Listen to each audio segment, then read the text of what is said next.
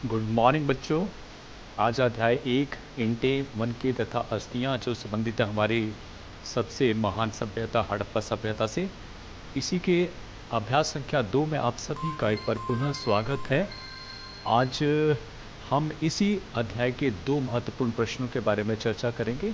तो जानते ही दो महत्वपूर्ण प्रश्न कौन है। पहला है, हड़प्पा सभ्यता का सामाजिक जीवन की मुख्य विशेषताओं का वर्णन करें। समाज कैसा था उसके बारे में जानेंगे। और दूसरा इसी से संबंधित रहेगा, धार्मिक जीवन से संबंधित मुख्य विशेषताएं हड़प्पा समाज की क्या थी।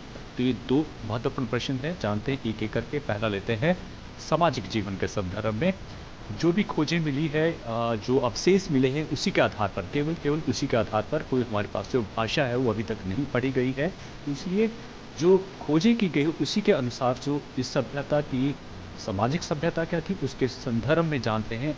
सबसे पहला, समाज की रचना।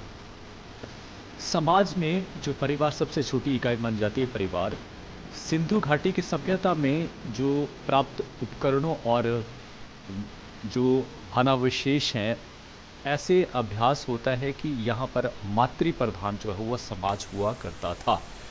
जो संकेत देते हैं सभी चीज़ें वो क्या देते हैं, मातृ प्रधान की तरफ। मातृ प्रधान का मतलब है कि परिवार का मुख्य था वो माता होती थी, तो माता का जो स्थान था बहुत इंपॉर्टेंट था, स्त्री सबसे इंपॉर्टेंट थी। समाज का जो वर्ग था वो 3 तरह का वर्ग जो माना जाता है, ये भी अनुमानित है। जैसे कि विशिष्ट वर्ग मानते हैं कि उस समय जो पुरोहित हुआ करेंगे, या जो प्रशासक वर्ग था, वैसे साक्ष्य पूरी तरह से नहीं मिले लेकिन फिर भी ये 2 तरह के जो प्रशासनिक जो अधिकारी थे या जो पुरोहित थे, वही लोग जो है वो फर्स्ट जो पहला विशिष्ट वर्ग था उसमें आते थे। मध्यम वर्ग में आते थे व्यापारी, कारीगर, शिक्षक और किसान, ये उस समय मध्य वर्ग में आते थे। और कमज़ोर जो वर्ग था वो था मजदूर और दासों का। तो इस प्रकार से ये सामाजिक वर्गीकरण उस समय रहा होगा। दूसरा आता है भोजन व्यवस्था।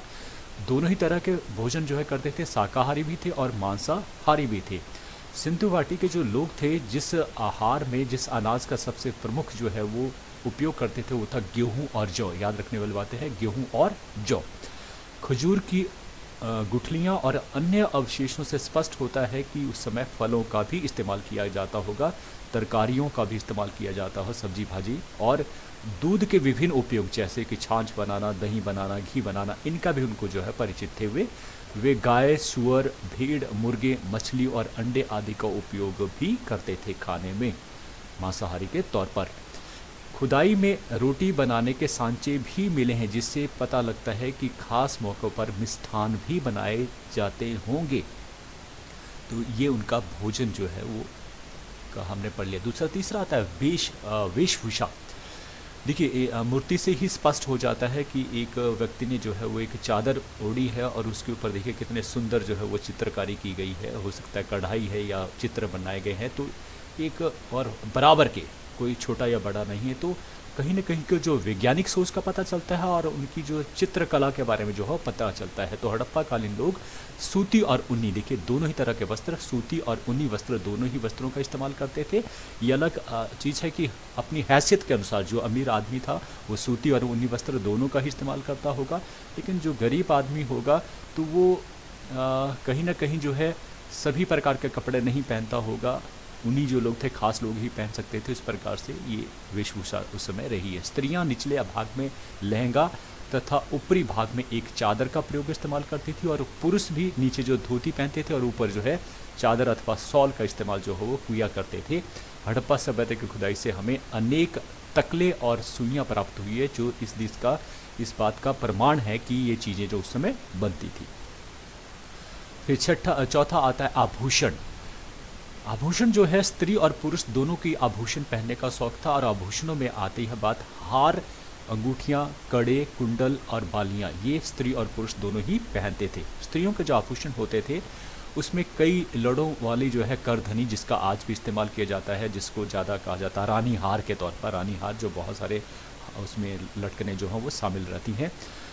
कांटे, कर्णफूल या पग पाँव के लिए जो है वो पायल होती थी।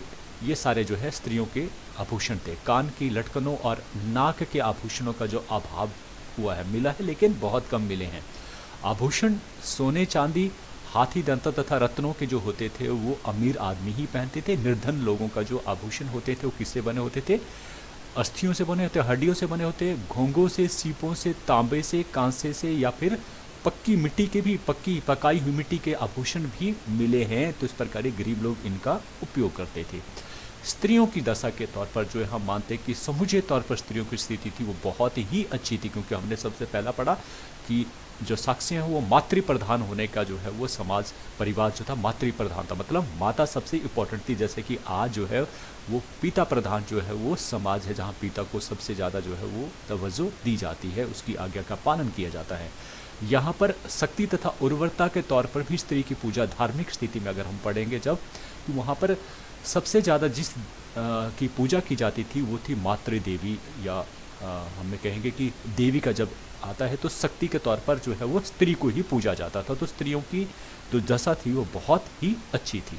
छठा आता है मनोरंजन के साधन। ये लोग मनोरंजन भी करते हैं, किन किन चीज़ों से करते हैं, देखिए शिकार खेलना, मछली पकड़ना, पशु पक्षियों की लड़ाई करवाना जो आज भी प्रचलित है, चौपाल पे जाना और वहाँ पर कोई आनंद लेना बहुत सारी चीज़ों का, जैसे कि पाशाह का खेलना, ढोल मंजीरे बजाना तथा नृत्य और गीत करना, ये सभी इनके मनोरंजन के जो है वो साधन थे। फिर आता है मृतकों का संस्कार। ये बड़ा इंपॉर्टेंट है, कई बार 3 नंबर का क्वेश्चन भी आपको इस तरह से पूछा जाता है कि मृतकों का संस्कार कैसे करते हैं। देखिए 3 प्रकार के संस्कार उनके हुआ करते थे, 3 तरह से वो करते थे। पहले संस्कार के अनुसार जो शव होता था उसको पूरी तरह से जला दिया जाता था और जो राख बच जाती थी उसे एक बर्तन में डालकर जो है उसे दफना दिया जाता। ये होगी पहली विधि, ठीक है। फिर दूसरी विधि क्या हुई कि पूरे शव को ज़मीन में दफना दिया, पूरा का पूरा शव जो है ज़मीन में दफना दिया जाता था और उसके साथ जो उसकी जो खास चीज़ें होती जैसे बर्तन, क्योंकि उसके बाद भी जीवन को माना जाता था इसलिए उसके साथ बहुत सारी चीज़ों को दफना दिया जाता था। ये हुई दूसरी विधि। फिर तीसरी विधि के अनुसार जो है शव को कुछ समय के लिए खुले स्थान पर रख दिया जाता था ताकि जो है जो पशु पक्षी है उसे खा सकें। उसके खाने के बाद जो है जो पिंजर बच जाता था, अस्थि पिंजर बच जाता है, हड्डियों का जो पिंजर बच जाता था उसे दफना दिया जाता था। तो ये 3 तरह के जो मृतक संस्कार जो है वो थे इंपॉर्टेंट। अब आता है अगला प्रश्न, वो है हड़प्पा सभ्यता का धार्मिक जीवन की मुख्य विशेषताएं। हड़प्पा सभ्यता की धार्मिक जीवन काफ़ी उन्नत था, याद रखना काफ़ी उन्नत था, और इसका अनुमान इस बात से लगाया जा सकता है कि उनके बहुत से धार्मिक विश्वास आज भी हिंदू धर्म में प्रचलित है। उन्नत था इसलिए आज भी उनको माना जाता है। अब देखिए क्या क्या थे। पहले बहुदेववादी, मतलब बहुत से देवताओं की वो पूजा करते थे जैसे आज भी है। अन्य प्राचीन सिंधु वासियों की तरह जो सिंधु घाटी के निवासी थे वो भी प्रकृति पूजक याद रखना, प्रकृति के जो पूजक थे, ना कि आज के देवताओं के पूजक थे। वे बहुदेववादी थे। कुछ विद्वानों ने सुमेर और सिंधु घाटी, देखिए सुमेर हुआ उस समय की जो तत्कालीन समकालीन जो सभ्यता थी वो थी सुमेर सभ्यता, जिसे कहते हैं मेसोपोटामिया की सभ्यता, इराक में जो स्थित थी। इस सभ्यता और इस सभ्यता में जो है सुमेल करने की कोशिश की है कुछ इतिहासकारों ने, लेकिन थोड़ा सा अंतर, परंतु यह समानता उचित प्रतीक नहीं होती है। यह सत्य है कि सुमेर निवासी जो है वो सिंधु वासियों की ही तरह बहुदेववादी, वो भी बहुदेववादी, हम भी बहुदेववादी थे, प्रकृति की पूजक वो भी थे, हम भी थे। परंतु जहाँ सुमेर में हम पुरोहितों का प्रतिनिधित्व देखते हैं, वहाँ पुरोहित सबसे इंपॉर्टेंट थे, नंबर 1 पर आते थे, उनको बहुत मान सम्मान दिया जाता, रिस्पेक्ट थी, और मंदिर बहुत ज़्यादा वहाँ पर मिले हैं। लेकिन ये 2 चीज़ें कहीं भी सिंधु घाटी सभ्यता के प्रमाण हमें नहीं मिले हैं। तो इस प्रकार से मेसोपोटामिया और इस सभ्यता में फ़र्क है। तो दूसरा, मातृदेवी की पूजा। सिंधु घाटी के लोग बड़ी संख्या में जो है हमें देवियों की मूर्तियाँ जो है मिली है, और ऐसी मूर्तियाँ समकालीन पश्चिम एशिया के अन्य सभ्यताओं में प्राप्त हुई हैं। ये मूर्तियाँ मातृदेवी अथवा प्रकृति देवी की हैं। अतः कहा जा सकता है कि लोग मातृदेवी की पूजा किया करते थे, क्योंकि मिट्टी ही थी जिससे जो है आदमी अनाज उगाता था, जिस पर वो रहता था, जिसके ऊपर रहकर ही वो अपना जीवन जो है अर्पण करता था। तो कहीं ना कहीं जो आपका जीवन का निर्धारण करने वाली थी वो मातृभूमि ही थी, इसलिए जो है इसकी पूजा जो हो की जाती थी मातृदेवी की। एक चित्र में स्त्री के पेट से एक पौधा निकलता हुआ दिखाई देता है। इससे ज्ञात होता है कि उसका संबंध पृथ्वी की देवी से माना गया है, और जिसपे पौधा जो है वो उत्पन्न हो रहा है। ये इस तरह की संज्ञा जो है दी जाती है। लोगों के विश्वास था। कई मूर्तियों पर जो है वो धोनी के धब्बे भी हैं।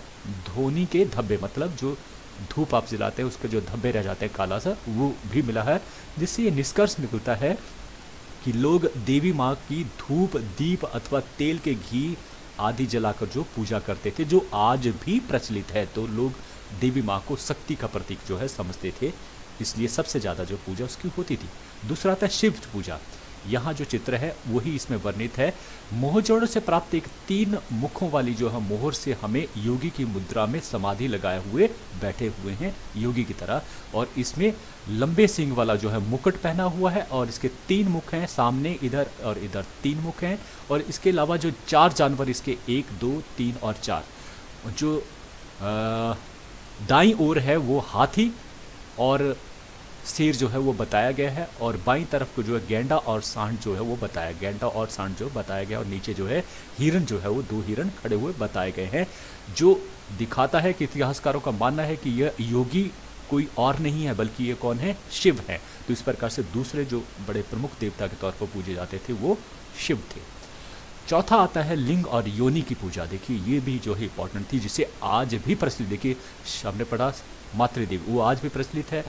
दूसरा पढ़ा हमने शिव, शिव की पूजा आज भी की जाती है। तीसरा है लिंग और योनि की पूजा, अगर हवन कुंड में जाएं वहाँ पर ये चीज़ें बनी होती हैं तो आज भी इसको पूजा जाता है। मातृदेवी और शिव के अतिरिक्त सिंधु घाटी निवासी लिंग और योनि की पूजा भी करते थे। लिंग के तौर पर आप देखेंगे जो है वो शिवलिंग की पूजा की जाती है, और योनि जो है वो हम जो है यज्ञों में जो है यज्ञ जो शाला बनी होती है वहाँ पर इसको बनाया जाता है, और वहाँ पर जो है वो आहुतियाँ दी जाती हैं कि इसके द्वारा ईश्वर की सृजनात्मक शक्ति के प्रति वे अपनी आराधना की भावना प्रदर्शित करते हैं कि जहाँ से हम उत्पन्न हुए हैं उसको हम आराधना करते हैं। इस प्रकार से ये इस चीज़ की पूजा करते थे, जो आज भी प्रचलित है। फिर आता है 5वां वृक्ष पूजा। सिंधु निवासी वृक्षों की भी पूजा करते थे। खुदाई से वृक्षों के अनेक चित्र मोहरों पर अंकित मिले हैं। एक मोहर पर जो मोहजोड़ से प्राप्त हुई है, 2 जुड़वा पशुओं के सिरों पर पीपल की पत्तियां दिखाई गई हैं, और एक अन्य मोहर में पीपल की डाली के बीच एक देवता का चित्र है। इससे स्पष्ट है कि लोग अधिकतर पीपल वृक्ष की पूजा करते थे, और जो आज भी प्रचलित है।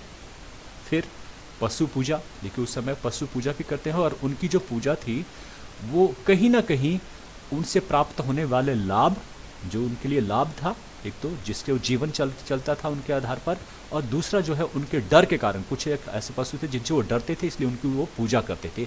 तो देखिए कौन कौन से खुदाई से मोहरें जो प्राप्त हुई उनमें पशुओं के चित्र मिले हैं, और उनकी मूर्तियां भी प्राप्त हुई, जिससे पता लगता था कि उनको पूजा भी जाता था। मानव एवं पशुओं की आकृतियों का सम्मिश्रण कर कर, जैसे नरसिंह की जो है पूजा की जाती है आज की डेट में, नर और सिंह, उसमें आदमी भी है, आधा नर है, आधा जो है सिंह है, तो वैसी ही मूर्तियाँ वहाँ पर भी प्राप्त हुई हैं, सम्मिश्रण की मूर्तियाँ। प्रमुखता जो उस समय जो पूजा की जाती थी, प्रमुख तौर पर कुबड़ वाला जो सांड होता था उसकी पूजा जो है सबसे ज़्यादा की जाती थी। इसके अतिरिक्त भैंसा, बैल, गेंडा और नाग पूजा, देखिए नाग पूजा आज भी संभव है, करते हैं लोग, नाग की पूजा करते हैं। तो इस प्रकार से ये पशुओं की पूजा भी की जाती थी। फिर आता है जल एवं प्रतीक पूजा। जल को बड़ा इंपॉर्टेंट समझते थे। अगर आप मोहनजोदड़ो की याद है तो वहाँ एक बहुत बड़ा विशाल स्नानागार बनाया गया था, तो कहीं ना कहीं एक विशेष अवसर पर जो है वो जल को भी जो है वो पूजा जाता था। जल को बड़ा इंपॉर्टेंट माना जाता, क्योंकि जीवन से संबंध, जल ना मिले तो मर जाता था आदमी, इसलिए उसको भी पूजा जाता था, क्योंकि प्रकृति देव पर आधारित था उनका सारा धार्मिक जीवन। खुदाइयों से सींग, स्तंभ और स्वशास्त्रिका, देखिए स्वशास्त्रिका का आज भी जो है प्रचलन है। स्वशास्त्रिका का निशान जो है देखेंगे आज भी हमारी पूजा में जो सबसे इम्पोर्टेंट आता है, ये चीज़ बनाई जाती है, तो उस समय से ये प्रचलन जो है आज भी है।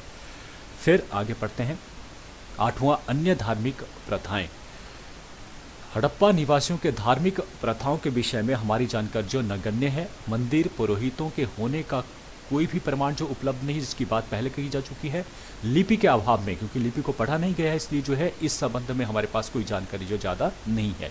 लोथल, कालीबंगन और बनावली में बड़ी संख्या में हवन कुंड जो है मिले हैं, जिसका पता लगता है कि कहीं हवन भी किए जाते थे, सिंधुवासी ये करते, जो आज भी प्रचलित है।